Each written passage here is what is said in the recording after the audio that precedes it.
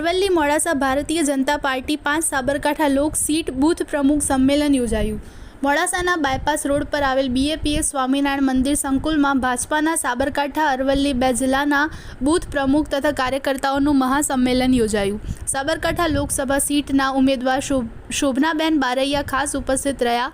આ સંમેલનમાં ગુજરાત રાજ્યના અન્ન અને નાગરિક પુરવઠા મંત્રી ભીખુસિંહજી પરમાર, પૂર્વ સાંસદ દીપસિંહજી, ભાજપના ધારાસભ્યો PC બરંડા, VD ઝાલા, ધવલસિંહ ઝાલા અને સાબરકાંઠા અરવલ્લી જિલ્લાના સંગઠન પ્રમુખો, બંને જિલ્લાના તમામ બૂથ પ્રમુખો તથા કાર્યકર્તાઓ, ભાઈઓ અને બહેનો મોટી સંખ્યામાં ઉપસ્થિત રહ્યા હતા।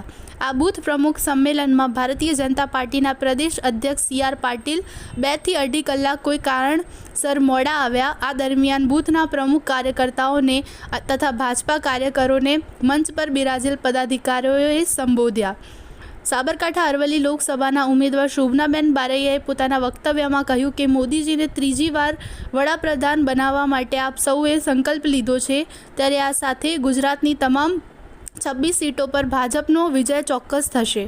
આ બૂથના કાર્યકરો છો, આપનો ઉત્સાહ બતાવે છે કે ભારતીય જનતા પાર્ટીની તમામ લોકસભા સીટ 5 લાખથી વધુ મતોથી આપણે જીતીશું।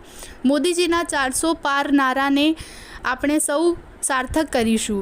ભાજપના પ્રદેશ અધ્યક્ષ CR પાટીલે કાર્યકર્તાઓનો જોશ વધારવા માટે કહ્યું કે એક નાનામાં નાનો બૂથ કાર્યકર પાર્ટી માટે મહેનત કરે છે, તેને લઈને આજે ભાજપે અનેક સત્તા હાંસલ કરી છે।